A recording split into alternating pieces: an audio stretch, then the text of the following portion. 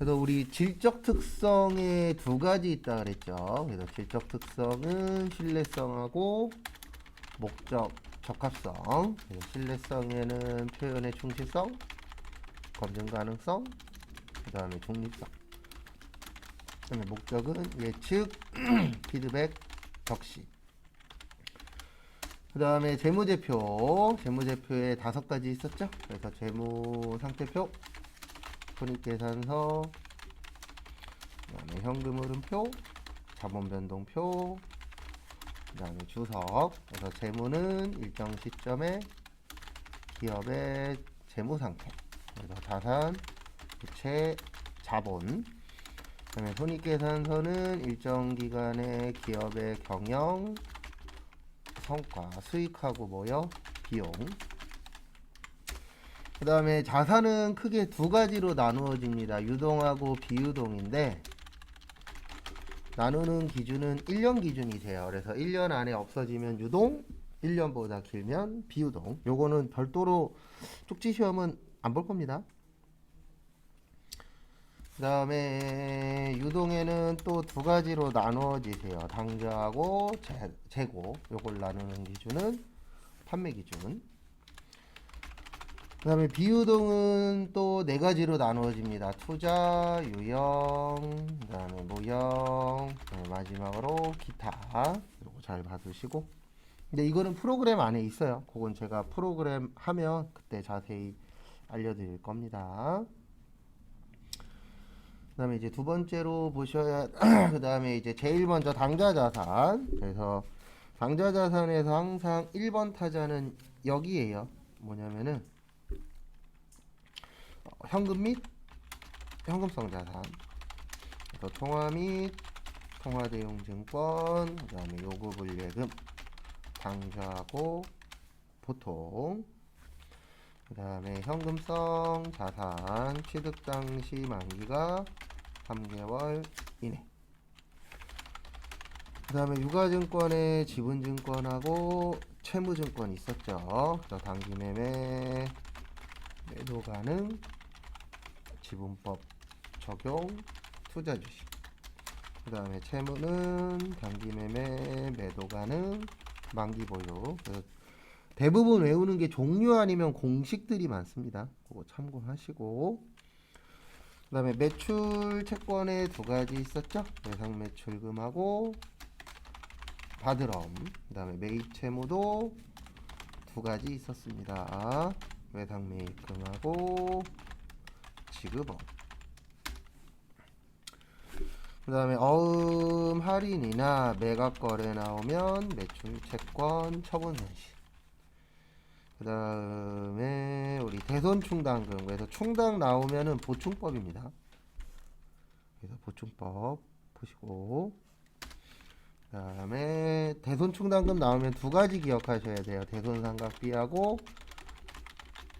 기타의 대손 상각비인데, 솔직히 시험 문제의 90%는 이게 나와요. 대손 상각비가 만약에 나온다라고 치면. 그 다음에 나머지는 한 10% 정도는 기타의 대손 상각비가 나오는데, 우리가 뭐가 나올지 모르잖아요. 시험 때 당연히 나오던 게 나오는 게 가장 좋긴 하지만 뭐가 나올지 모르기 때문에 둘 다 기억을 하고 계셔야 됩니다. 그래서 대손 상각비는 매출 채권일 때, 그래서 외상 매출금하고 바드럼일 때만 쓰는 거고요. 판매비와 관리비. 그 다음에 기타의 대손 상각비는 매출 채권이 아닐 때, 그래서 대여금하고 미수금, 영업 외비용까지가 저번 주에 본 거고요. 그 다음에 오늘 볼 거. 그래서 오늘 볼 거 같이 또 보도록 하겠습니다. 그래서 오늘 볼 게 요거였었죠. 일단은 뭐였었냐면은 재고자산. 그래서 재고자산은 판매 목적입니다. 그래서 우리가 사고 팔 때 가장 중요한 게 몇 개 사고 팔았냐, 그 다음에 얼마짜리 사고 팔았냐, 요게 중요하죠. 그래서 보시면 수량에는 세 가지가 있어요. 계속기록법, 실질재고조사법, 섞어쓴다, 혼합법. 그 다음에 또 보실 게 단가는 개별, 그 다음에 선입선출, 그 다음에 후입선출, 그 다음에 가중평균법에다가 계속기록법 쓰면 이동평균법, 그 다음에 실지 재고조사법 쓰면 총평균법. 이렇게 좀 기억을 하셔야 돼요. 왜냐면 세무 준비도 해야 되니까. 그 다음에 또 다음 거 보시면은요, 물가 상승 시에 매출 원가만 후입선출법이 크고 나머지는 누가 커요? 선입선출법. 그 다음에 감모손실에는 두 가지가 있다 그랬습니다. 그래서 정상적하고 비정상적. 정상적일 때 매출 원가에 가설하고 가산하고 회계 처리하면은 안 되고요. 비정상적일 땐 영업에 비용 처리하고 회계 처리한다. 이것도 좀 잘 봐주세요. 그 다음에 재고자산 평가손실, 그래서 저가법 쓴다. 그 다음에 매출 원가, 그 다음에 이제 감가상각 공시까지였었죠. 그래서 5가지. 그리고 외우라고 설명드린 것들은 꼭 잘 외워두셔야 돼요. 왜냐면 이거 딴 거 쓸 때 하나도 없고 그냥 시험 볼 때 꼭 필요하기 때문에 못 외운 거는 꼭 추가로 외워두셔야 나중에 문제 풀 때 편합니다. 그래서 정액법은 취득원가 마이너스 잔존가치 나누기 내용이었어. 시험 문제에 이걸 적으시오 이런 건 안 나와요. 시험 문제는 이제 공식을 물어보거나 아니면 이 공식 가지고 대입해서 계산하는 거 이런 게 나오지 공식 적으시오 이런 건 없습니다. 그 다음에 정률법은 취득원가 마이너스 감가상각 2개 곱하기 정률, 그 다음에 연수는 취득원가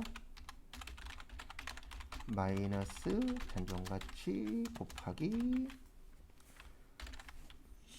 왜 안 나와? 내용 연수의 합분의 잔여 내용 연수. 이중은 취득원가 마이너스 감가상각 2개 곱하기 내용 연수분의 2. 그 다음에 생산량은 취득원가 마이너스 잔존가치 곱하기 예정 총 생산량분의 단기 생산량. 그래서 여기 공식까지였었죠. 그 다음에 교재는 281페이지. 거기 보시면 결산이라고 있습니다. 뭐라고 있으세요? 결산. 그래서 결산은 전산회계 1급에는 3문제 출제되고요. 전산세무 2급에는 5문제 출제되는데 어려워요. 그냥 어려워요. 제일 못하시는 파트 중에 하나예요. 근데 왜 못하냐면 이거 외우기도 해야 되고 이해도 해야 되기 때문에 절대 쉬운 파트 아니에요. 그리고 어쨌든 우리의 목표가 취업 목표도 있지만 취업해서 돈 많이 버는 목표도 있잖아요. 그래서 나중에 회사 가셔서 누가 이거 가르쳐 준다 그러면 꼭 배우세요. 왜냐면 결산을 할 줄 아는 사람과 결산을 못하는 사람의 월급 차이는 거의 심한 곳은 더블, 못해도 50에서 100만 원 이상은 차이 납니다. 근데 안 가르쳐 줄 거예요, 회사가. 왜 안 가르쳐 주냐면 이거는 제가 봤을 때 앞으로 모든 곳이 다 그렇게 바뀔 건데 이미 많이 바뀌었어요. 뭐냐면 왜 안 가르쳐 주냐면 가르쳐 주면 자기가 잘릴 수가 있으니까. 왜냐면 이거 못하는 사람은 되게 많거든요. 공부 말고요. 회사에서. 이거 못하는 사람은 되게 많은데 할 수 있는 사람은 많지 않아요. 그래서 잡코리아나 워크넷이나 이런 데에서 일자리 찾다 보면 경력직에서 월급이 좀 센 데 있어요. 월급을 좀 많이 주네? 경력직인데? 그러면 한 번씩 눌러서 보시면 조건들이 여러 가지가 있어요. 근데 그 조건 중에 하나가 요게 꼭 있을 거예요. 그래서 결산할 줄 알면은 돈 많이 줍니다. 근데 돈 많이 준다는 얘기는 그만큼 하기가 어떻다는 얘기예요? 쉽지 않다는 얘기죠. 그래서 회사에서 누가 가르쳐 준다 그러면 좋은 건데 가르쳐 줄 사람들이 이렇게 많지는 않을 거예요. 왜냐면 어떻게 보면은 자기가 이 회사를 다니고 있는, 그리고 옛날하고 달라요. 옛날에는 내가 이 직원을 키워서 같이 잘 올라가자 이런 개념이었으면 요즘에는 얘가 잘못 크면 내가 잡아먹히는 시대이기 때문에 회사에서도 저도 이제 회사 생활할 때 느꼈지만 가르쳐는 줘요. 근데 딱 어디까지 가르쳐 주냐면 일 시켜 먹을 만큼만 가르쳐 줘요. 그 이상은 본인이 알아서 만들어내야 됩니다. 저도 어렸을 때는 회사 가면 직장 상사가 나를 위해서 목숨 바쳐서 나를 지켜줄 거고 내가 못하는 일 있으면 도와줄 거고 막 이런 상상에 빠졌었는데 회사 생활 해보신 분들 알겠지만 그런 경우 거의 있어요, 없어요? 없어요. 죽으려면 혼자 죽고 거의 요즘에는 그런 시대이기 때문에 어쨌든 회사 생활 하는 게 가면 갈수록 더 힘들지 않을까. 그리고 뭐 꼰대 거리는데 꼰대라고 이야기하는 사람도 미안하지만 그 자리에 가면 다 꼰대 돼 있어요. 저도 그랬으니까. 밑에서 볼 때에는 아, 저 인간 왜 저래 그러는데 올라가면 내가 똑같은 짓 하고 있어요. 근데 그 이유는 하나예요. 그걸 안 하면 내가 그만둬야 되는 상황이 와요. 왜냐면 밑에 직원들이야 당연히 일하기 싫고 일명 루팡이라고 얘기하잖아요. 월급 루팡. 일 안 하고 월급 받고 싶어 하는 건 그건 당연한 거고 그 누구든지 다. 가만히 있는데 월급 주면 좋잖아요. 근데 위에서는 계속 일 시키라 그러고 그래서 참 보면은 이게 참 어렵더라고요. 그 다음에 282페이지 시산표에다가 별표 하나만 해놓으세요. 그 다음에 그 옆에다가 요것만 좀 적어주세요. 두 가지만. 하나는 차변은 대변. 요거 하나 적으시고 그 다음에 합계잔액 시산표. 요렇게만 좀 적어주세요.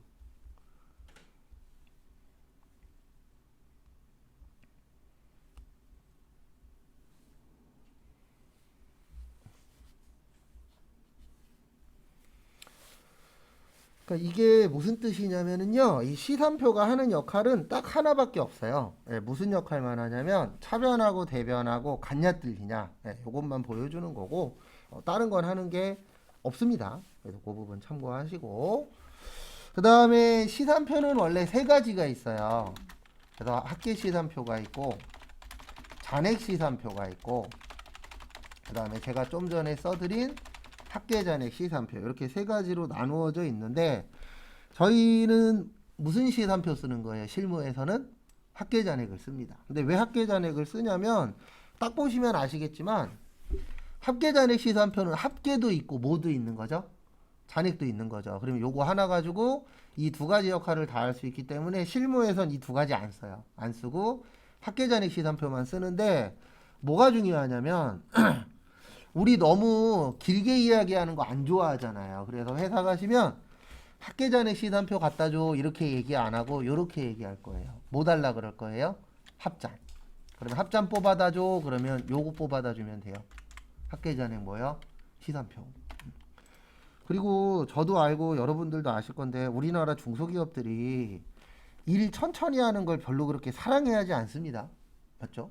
그 다음에 일 잘하냐 못하냐 이런 얘기 하는데 솔직히 일 잘하는 사람 별거 없어요. 그냥 대충 얘기해도 말 잘 알아들으면 일 잘하는 사람 되는 거고요.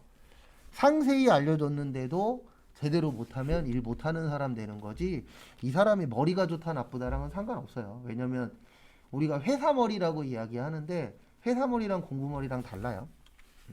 저도 회사머리는 안 좋은 편이에요. 왜냐면 우리나라는 회사머리가 좋으려면 어쩔 수 없이 이게 조금씩 나아지겠지만 완전히 없어지진 않을 거예요. 위에 직장 상사분한테 손을 잘 비벼야 됩니다.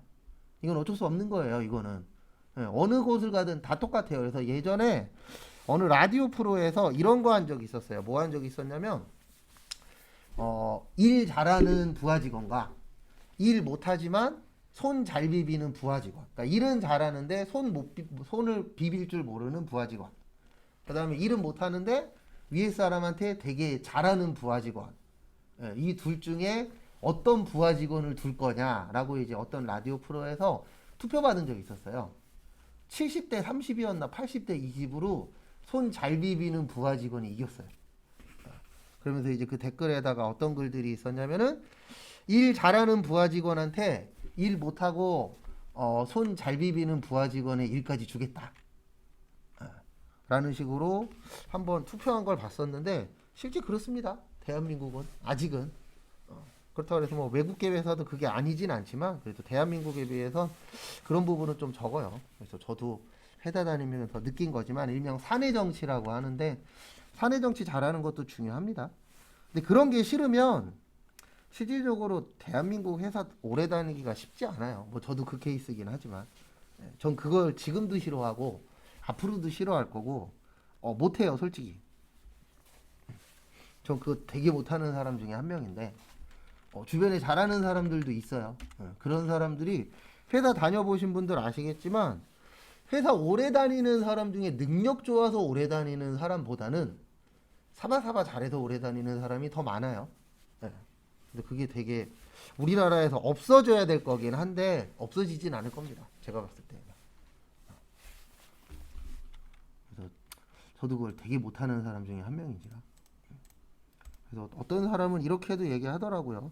너가 능력 없어서 그만두는 거 아니냐라고 얘기하시는 분들 계시는데 미안하지만 거꾸로예요. 능력 되는 사람들이 더 빨리 그만둡니다. 대부분 능력 없는 사람들이 못 그만둬요. 왜요? 그만두면 나 먹고 살 게 없으니까. 그러니까 간혹 가다가 뭔가 좀 잘못 알고 계신 분들이 계세요. 능력 없는 사람이 오래 다니지 절대로 능력 있는 사람들은 오래 잘 안 다녀요. 왜냐면 나 여기 그만둬도 이거보다 잘 될 거야. 이게 훨씬 더 많기 때문에. 근데 다 그런 건 아니긴 하지만 그런 분들도 꽤 많아요.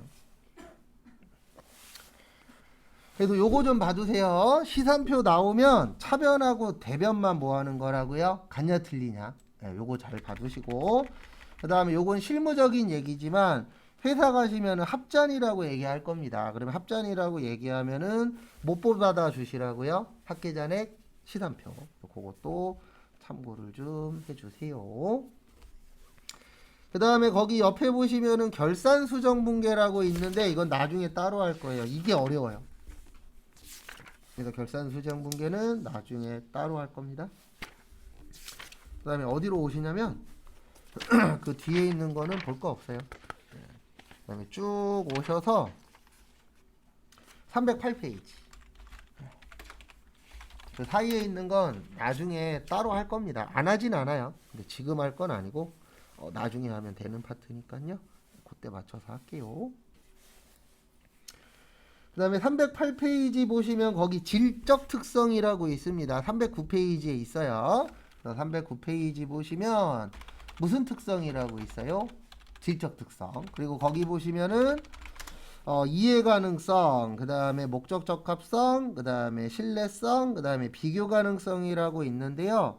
거기 보시면 아시겠지만 저기 목적 적합성하고 신뢰성에는 밑줄이 쳐져 있습니다. 그 밑줄이 왜 쳐져 있냐면 그 내용이 시험에 잘 나온다는 뜻이에요. 그래서 우리 두 가지 외웠었죠. 그래서 신뢰성하고 목적 적합성. 그리고 종류 잘 기억 좀 해주십시오. 그래서 신뢰성에 세 가지 있었죠. 표현의 충실성, 검증 가능성, 중립성. 그 다음에 목적은 예측, 그 다음에 피드백, 그 다음에 적시성. 요거는 시험 문제 잘 물어봅니다. 그 다음에 넘어오세요. 그 다음에 이제 어디로 오시냐면은 저기 311페이지 311페이지 보시면 비교 가능성이라고 있습니다. 그 비교 가능성에다가 요렇게 좀 적어주세요. 단기하고 전기.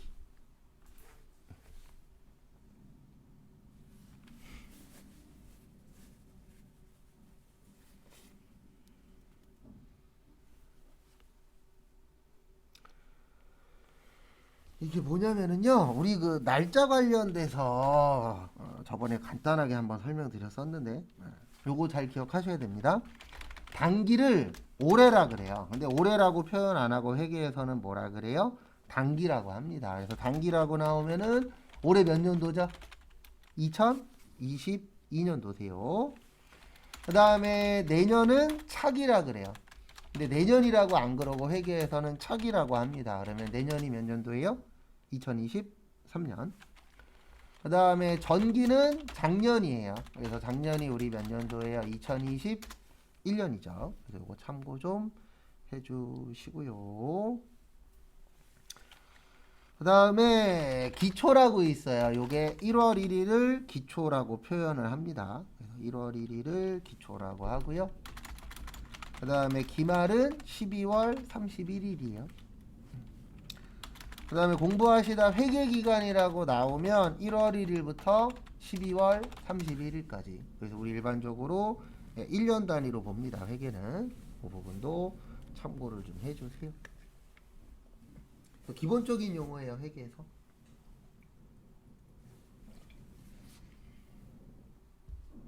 회사 갔더니 회사 직장 상사분이 단기 거 뭐 갖고 오래. 그러면 올해 거 가지고 갖다 주면 됩니다. 그런 것도 기본적인 용어니까 참고를 좀 해주시고요.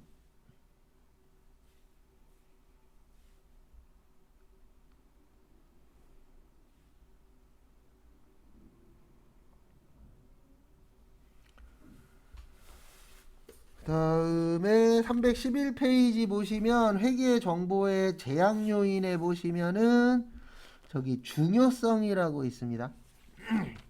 그래서 중요성이라고 있는데 그냥 이렇게 생각하시면 돼요. 뭐 여러 가지 뜻이 있는데 제가 봤을 때는 그냥 금액의 대소관계예요. 그래서 금액이 크면 중요하다라고 보는 거고요. 그 다음에 금액이 작으면 덜 중요하다. 이렇게 보는 걸 무슨 성이라고 표현하세요? 중요성이라고 표현합니다. 그래서 그것도 참고 좀 해주시고요. 중요성도 좀 봐주시고.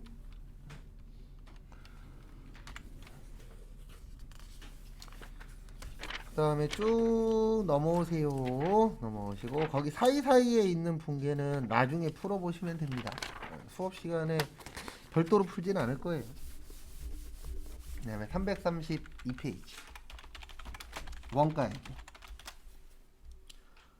그래서 원가액에는 요렇게 나와요. 어떻게 나오냐면 전산회계 4문제, 그 다음에 전산세무 5문제. 그래서 여러분들이 시험에서 합격하시려면 가장 잘하셔야 되는 파트 중에 하나예요.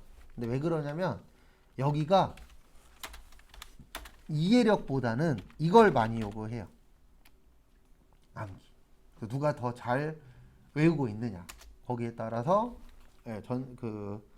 고득점을 받을 수도 있고 저득점을 받을 수도 있고. 그래서 암기력을 좀 많이 요하는 파트 중에 하나세요. 그래서 요거는 2장짜리 보시면 돼요. 지금부터 제가 설명드리는 거는 그 2장짜리 나눠드린 거에 그대로 토시 하나 안 틀리고 있습니다. 그래서 하나씩 설명을 또 드리면은요. 우리 조금 전까지 배운 걸 원가회계라 그래요. 그래서 원가회계의 주된 목적은 남 보여주는 거예요. 그래서 외부 정보 이용자에게 정보 제공하는 거.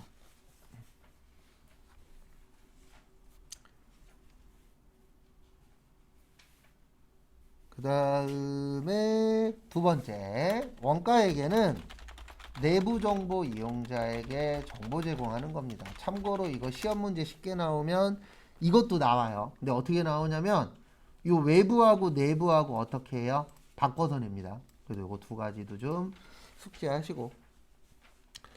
그 다음에 우리 재무회계에서는 5가지 나왔었어요. 자산부채, 자본수익, 비용 나왔고 저희가 하려고 하는 원가는 3가지로 되어 있어요. 그래서 지금부터는 그 2장짜리 보시면 됩니다. 그래서 보시면 원가는 몇 가지로 되어 있다고요? 3가지로 되어 있습니다. 그래서 뭐뭐 되어 있냐면 재료비, 노무비, 그 다음에 제조경비, 이렇게 이제 3가지로 되어 있다라는 거 참고 좀 해주시고요. 그 다음에 다음 거 보시면 추적 가능성에 따라서 2가지로 나누어집니다. 그래서 제가 앞으로 직접이라고 쓸 때 있고 간접이라고 쓸 때 있어요.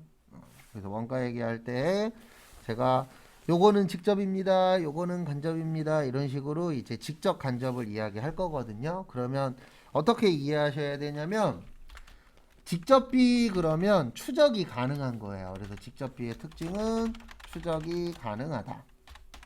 그 다음에 간접비는 추적이 불가능하다. 그래서 이것도 좀 같이 알고 계세요. 여기에서 말하는 추적은 원가 추적하는 거예요. 그래서 얼마인지 우리가 알아야 되잖아요. 그래서 그거 추적하는 거를 이제 추적 가능성이라고 표현을 합니다. 그 부분 참고하시고요. 그 다음에 원가 행태라고 있어요. 그래서 원가 행태에 따라서는 변동비도 있고 고정비도 있습니다. 그래서 하나씩 설명을 드릴 거예요. 앞에 보세요.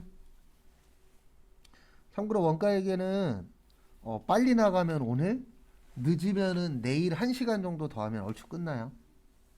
원가에게는 할 게 그렇게 많지는 않습니다. 그리고 뭐 시험 문제가 아주 뭐 어렵게 나오는 파트도 아닌지라 다른 파트에 비해서. 그래서 변동비에서 변동의 뜻이 뭐죠? 변동한다. 무슨 뜻이에요? 움직인다. 네, 그래서 동자가 움직일 동자예요. 그래서 가장 대표적인 게 재료비나 노무비가 가장 대표적인 변동비예요. 왜 그러냐면 우리 물건 하나 만드는데 만약에 이럴 수 있잖아요. 어떨 수 있냐면 제품 한 개 만드는데 재료비가 1,000원이 든대요.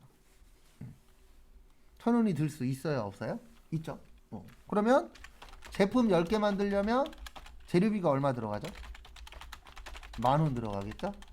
그 다음에 제품 50개 만들려면 재료비가 얼마 들어가요? 50,000원 들어가겠죠. 요렇게 움직이는 걸 무슨 비라 그래요?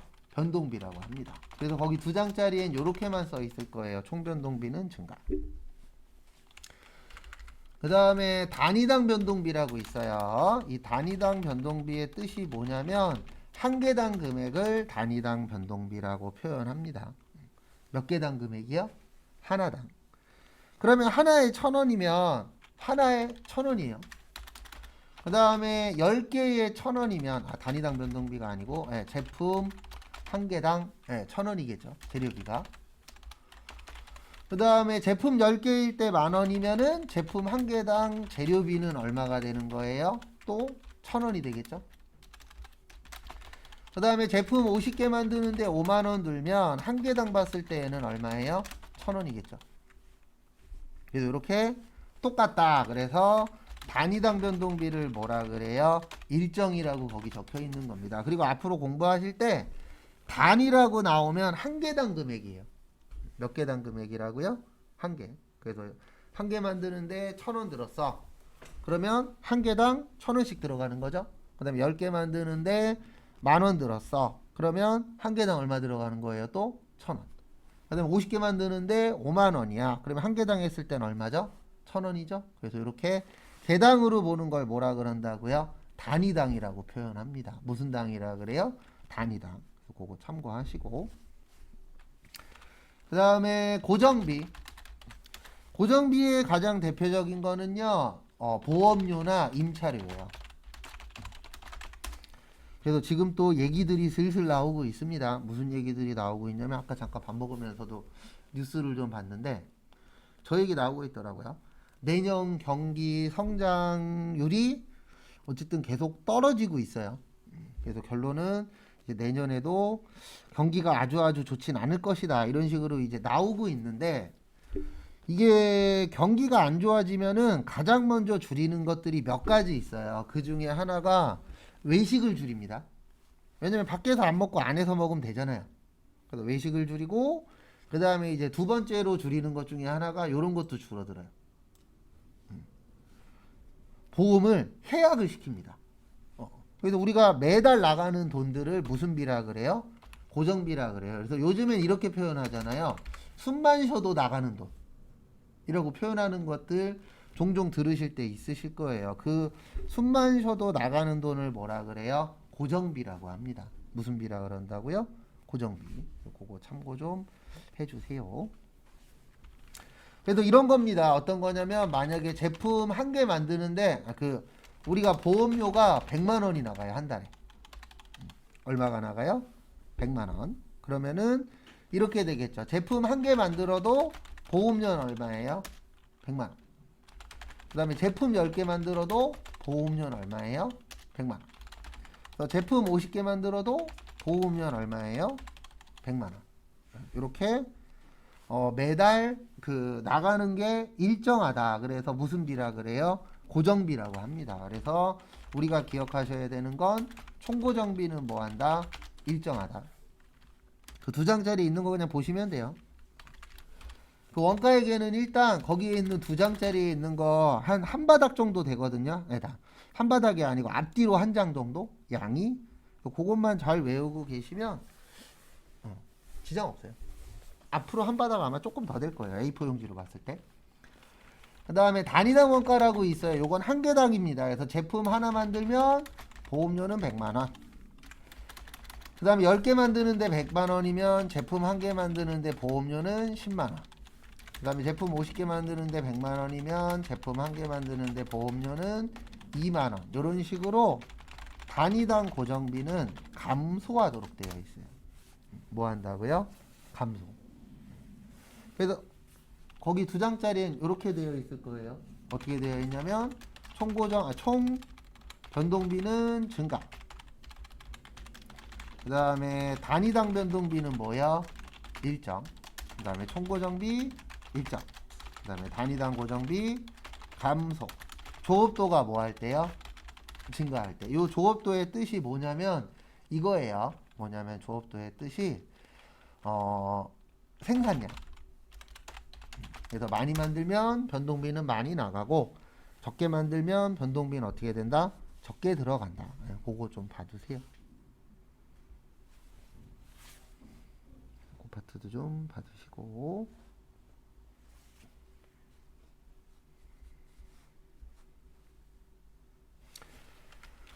그 다음에 거기 나눠드린 거 보시면 준변동비라고 있을 겁니다. 우리 준변동비를 다른 말로 혼합원가라고도 해요. 그래서 왜 혼합원가라고 하냐면 변동도 있고 고정도 있고. 그래서 대표적인 게 기본요금이 있는 것들은 대부분 변동비예요. 준변동비. 완전한 변동비는 아닙니다. 그래서 예시를 좀 들어드리면 아마 내년 2월달? 아마 그때쯤에 오르는 걸로 거의 확정돼 가고 있는데 택시비 아시죠? 택시비 내년 2월 달인가 오르는 걸로 거의 확정됐어요. 서울 먼저. 그럼 서울이 2월 달에 올리면 인천은 한 3월이나 4월 달 되면은 올라갈 겁니다. 원래 일반적으로 서울 올리면 쫓아가는 시기잖아요. 그리고 지금 분위기가 어쨌든 내년 되면 오를 예정인데 뭐 그게 중요한 게 아니라 우리한테는 택시비 보시면 기본 요금이 있어요, 없어요? 있죠. 얘가 고정비가 되는 거예요. 왜냐면 우리 기본요금 타서 기본요금 갈 때까지 내는 금액은 누가 타든 어떻죠? 똑같죠. 맞죠? 똑같잖아요. 그래서 그게 무슨 비가 되는 거예요? 고정비. 그 다음에 이제 추가적으로 나오는 요금들이 있잖아요. 요거는 변동비가 되는 겁니다. 왜냐면 우리가 이 그 택시를 오래 타면 오래 탈수록 내야 되는 금액이 어떻게 되죠? 늘어나죠. 그래서 추가 요금이 변동비가 되는 거세요. 그래서 대표적인 게 준변동비에 들어가는 게 뭐 택시비 아니면 전기요금, 가스요금 이런 것들 다 있잖아요. 뭐가 있어요? 기본요금이 있잖아요. 그래서 하나도 안 써도 얼마 내야 된다 이런 것들이 있어요, 없어요? 있죠. 연예인 이야기이기는 한데 그 아시는 분들은 아실 거예요. 조영구 씨라고 아세요 혹시? 조영구 씨라고 있어요. 네. 그 리포터 하시는 분. 그분이 결혼을 하셨는데 그분이 짠돌이로 되게 유명하거든요. 그래서 저기 겨울 돼도 전기요금이나 가스요금이 기본요금 이상 안 나온대요. 네. 왜냐면 집에서 난방도 안 하고 어떻게 자냐 그랬더니 집에다가 난방 텐트 피고 그 다음에 그 겨울에 입을 수 있는 거 그런 것들 죄다 껴있고 그렇게 살았었다. 지금은 어떤지 모르겠어요. 지금은 아닐 거예요.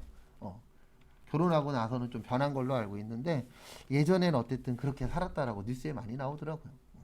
근데 뭐 그게 중요한 게 아니라 우리한테는 기본 요금이 있는 것들은 뭐가 된다고요? 무슨 변동비? 준변동비. 그것도 좀 봐두시고요. 그 다음에 중고정비라고 있어요. 중고정비는 일정 구간. 그래서 가장 대표적으로 우리가 공부할 때 나오는 거는요. 뭐 이런 경우예요. 어떤 경우냐면은 저기 공장에 보시면은 근로감독관이라고 있어요. 무슨 감독관이요?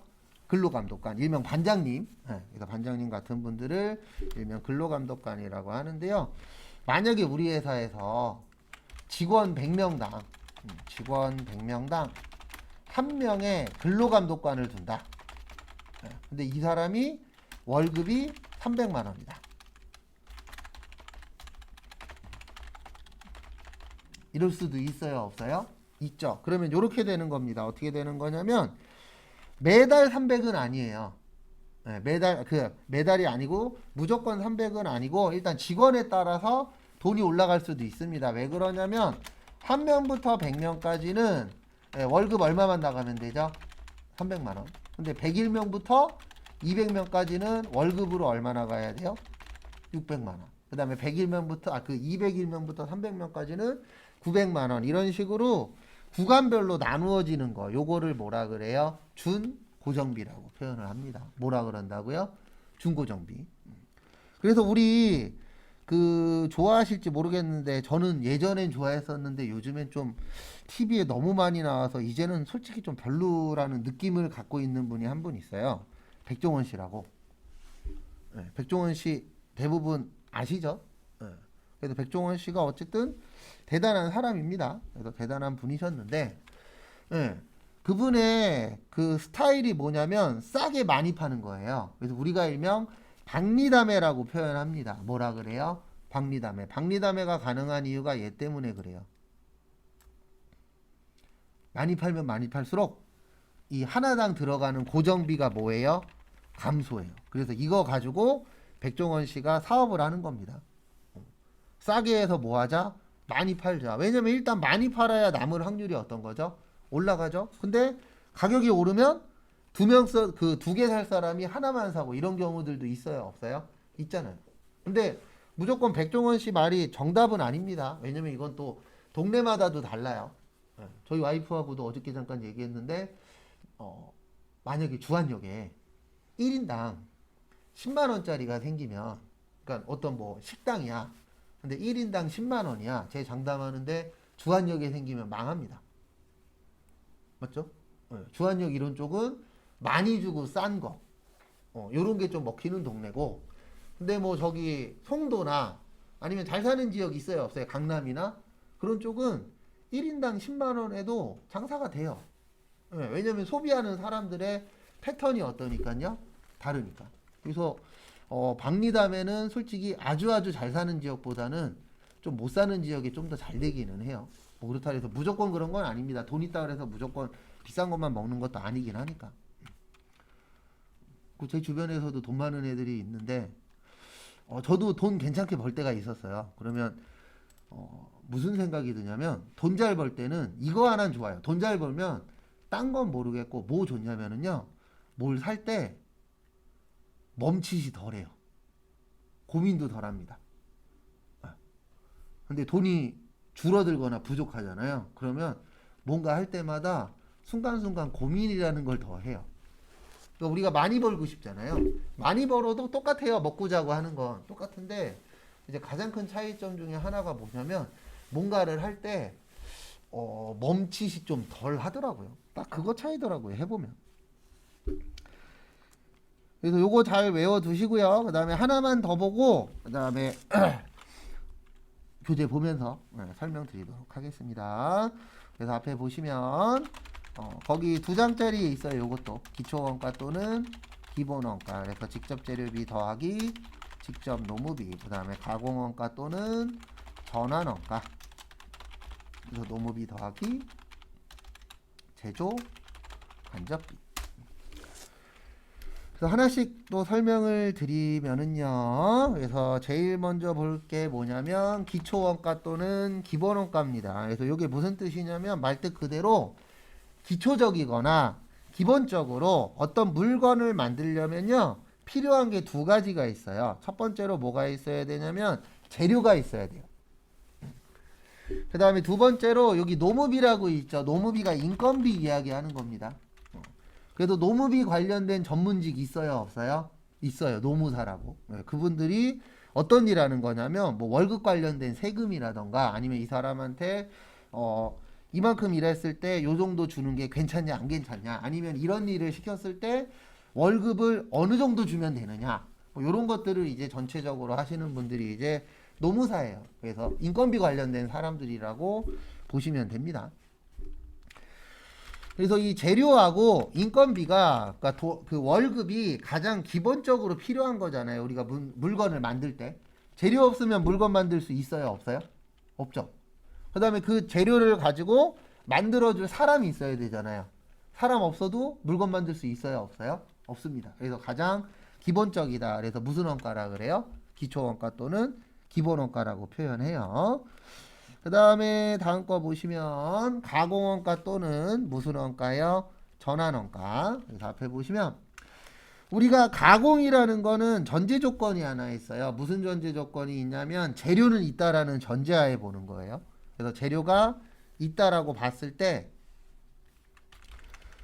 그 재료를 가지고 물건을 만들어줄 사람이 필요합니다. 그걸 뭐라 그런다고요? 직접 노무비라 그래요. 그 만들어줄 사람한테 들어가는 인건비를 뭐라 그랬었어요? 노무비라고 했죠. 그 다음에 필요한 게 간접비가 필요합니다. 제조 무슨 비요? 간접비. 그래서 제조 간접비는 이렇게 구해요. 어떻게 구하냐면 간접 재료비 더하기 간접 노무비 더하기 간접 경비. 그래서 간접비들끼리 더했다. 그래서 뭐라 그래요? 제조 간접비라고 표현합니다. 그래서 그것도 좀 봐주세요. 그래서 요걸 가지고 이제 교재 보면서 간단하게 설명은 드릴 건데 죄송하지만 가장 키포인트는 암기이긴 합니다. 근데 설명은 드릴 거예요. 여기 332페이지 기본 개념 보시면은요. 제조기업 등이 제품에 대한 원가 정보를 얻기 위하여 제품 또는 용역의 생산에 소비한 원가 재료를 인식 측정하여 기록 계산 집계하는 회계 시스템의 한 분야이다. 원가에게는 제조, 매매, 금융, 보업, 창고, 운송업, 기타 서비스업 등 모든 업종에 적용할 수 있다. 그 다음에 즉 원가에게란 외부 본고를 위한 재무제표의 작성 및 경제적 실체의 내부 정보 이용자인 경영자에게다 밑줄 치세요. 그래서 우리가 지금 원가회계를 배우고 있는데 원가회계를 하는 가장 큰 이유는 내부 정보 이용자에게 정보 제공하는 겁니다. 근데 그 내부 정보 이용자의 가장 대표적이신 분이 누구예요? 경영자예요. 왜냐면 거꾸로 한번 생각을 해보세요. 내가 만약에 사장님인데 우리 회사 어떻게 돌아가는지 몰라. 그 다음에 우리 회사가 물건 팔았을 때 얼마 남는지도 몰라. 얼마에 파는지도 몰라. 이러면 돼요? 안 돼요? 안 되겠죠. 그럼 이 원가회계를 보고 우리가 물건 하나 만드는데 요만큼 돈이 들어가는 거구나. 이런 걸 파악을 하려면은 무슨 회계를 볼 줄 알아야 돼요? 원가회계를 볼 줄 알아야 됩니다. 그래서 원가회계의 주목적은 아까 제가 내부 정보라 그랬죠? 그래서 외부에 보여지는 것도 있지만 주된 목적은 내부에 보여주는 겁니다. 그 다음에 거기 332페이지 2-1에 보시면 재무제표 작성이라고 있어요. 요거는 나중에 실기에서 배울 겁니다. 그래서 실기에서 자세히 배우실 거예요. 그래서 그거 참고하시고. 그 다음에 이번에는 저기에다가 밑줄만 좀 쳐주세요. 어디에다 밑줄 치시냐면 저기 333페이지 보시면 원가의 분류 아까도 설명드렸었는데 우리 원가에게는 세 가지로 되어 있어요. 그래서 요거를 원가의 분류라고도 하고 원가의 3요소라고도 합니다. 거기 밑에도 써있죠. 3요소라고. 그래서 원가의 몇 요소라고도 해요? 3요소라고도 표현합니다. 그래서 보시면 첫 번째로 재료비. 그래서 재료비는 말 그대로 재료에 들어가는 돈입니다. 그럼 우리 어떤 물건 만들 때 재료에 돈 많이 들어갈까요? 적게 들어갈까요? 많이 들어가겠죠. 그래서 그거를 뭐라고 하세요? 재료비라고 합니다. 그래서 우리가 일반적으로 어떤 물건 만들 때 재료가 들어간다. 그러면 재료비가 들어가겠죠? 그 다음에 두 번째로 노무비. 그래도 노무비는 헷갈리시면 일단 인건비하고 같은 말이다 이렇게 봐주시면 되세요. 그래서 노무비 그러면은 인건비하고 관련된 이야기다 이렇게 봐주시면 될 것 같고요. 그다음에 다음 것도 보시면은요. 경비. 그래서 경비는 이걸 경비라 그래요. 재료비와 노무비를 제외한 나머지 요거를 경비라고 표현을 합니다. 그것도 참고하세요.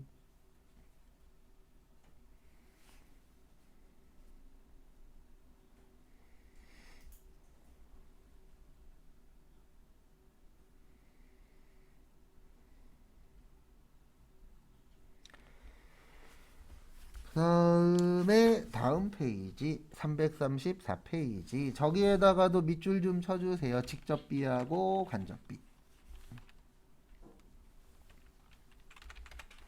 그리고 이쪽 파트는 누가 점수 잘 나온다고요?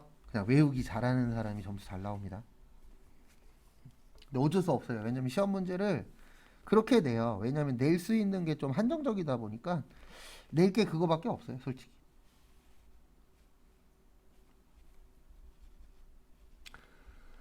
그래서 같이 또 보시면 334페이지 추적 가능성에 따라서 두 가지로 나누어집니다. 직접비하고 무슨 비요? 간접비. 그래서 직접비는 이렇게도 기억을 하셔야 돼요. 시험 문제 좀 헷갈리게 나오면 추적이 가능하다라고 나오면 직접, 추적이 불가능하다라고 나오면 간접인데 직접비는 이렇게 생각하시면 되세요. 특정한 곳에 사용한 거예요. 그래서 한 군데만 사용하는 거 요거를 무슨 비라고 해요? 직접비라고 표현을 합니다. 그래서 그거 좀 봐두시고요. 그 다음에 두 번째 간접비라고 있어요. 그래서 간접비는 공통으로 사용하는 거예요. 그래서 여러 군데 사용하는 거 이거를 간접비라고 합니다. 그래서 부연 설명은 또 드릴 거예요.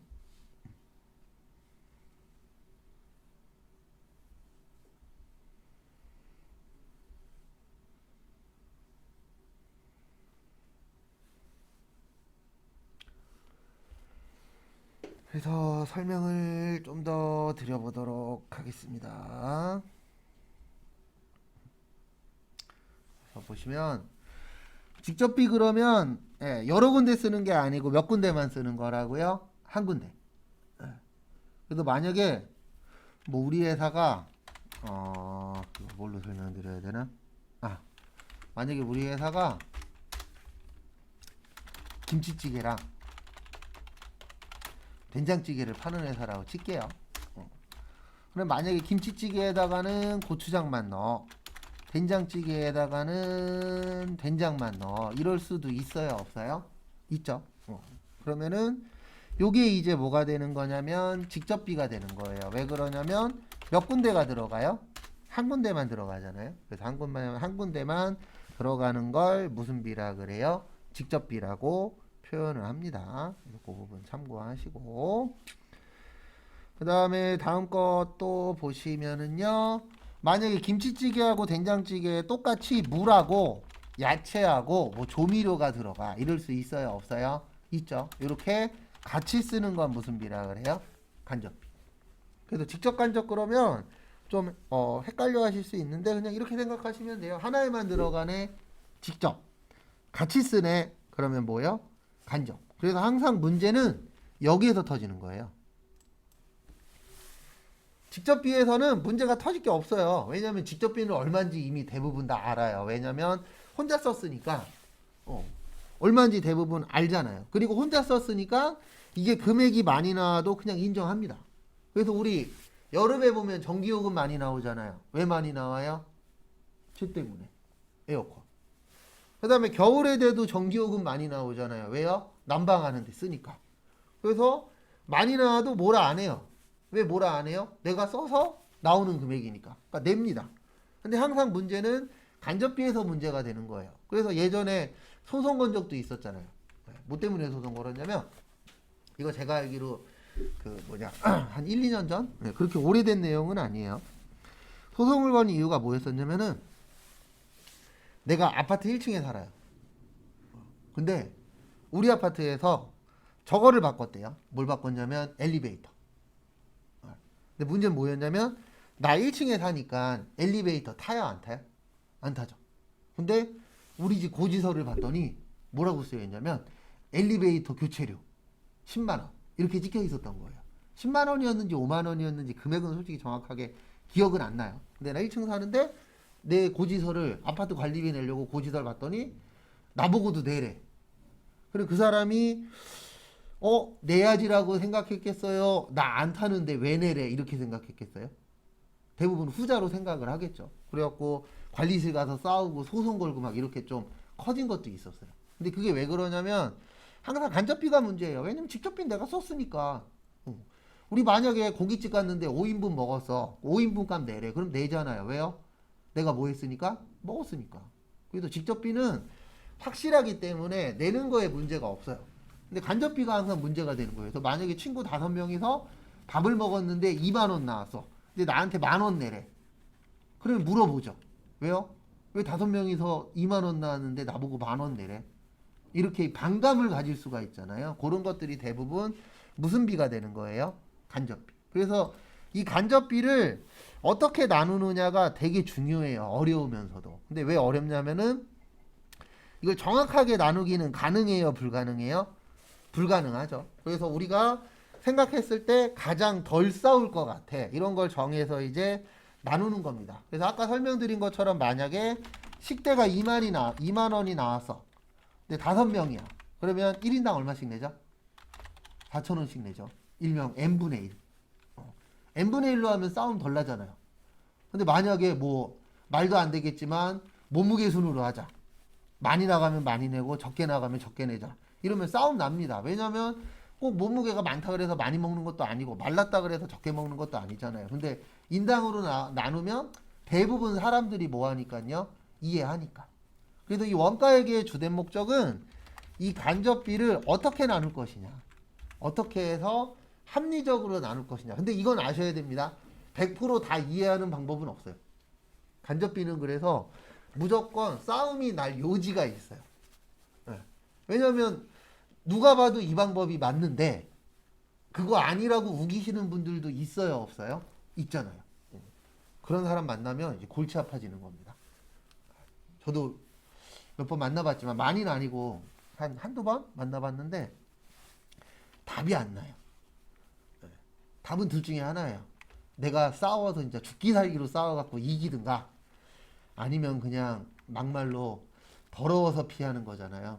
네, 피하든가 두 가지 방법 중에 하나밖에 없는데 제가 싸워서 이겨본 결과 이게 또 정답도 아니에요. 왜냐면 싸워서 이기면 이기긴 했는데 꼭 뒤탈이 나더라고요. 그리고 내가 지면은 속은 편한데 그 사람 볼 때마다 또 짜증나. 이게 정답이 없어요. 이게 참 어려운 것 같아요. 그리고 직접비하고 간접비도 좀 잘 봐두세요. 그래서 그것도 시험 문제 좀 잘 나옵니다.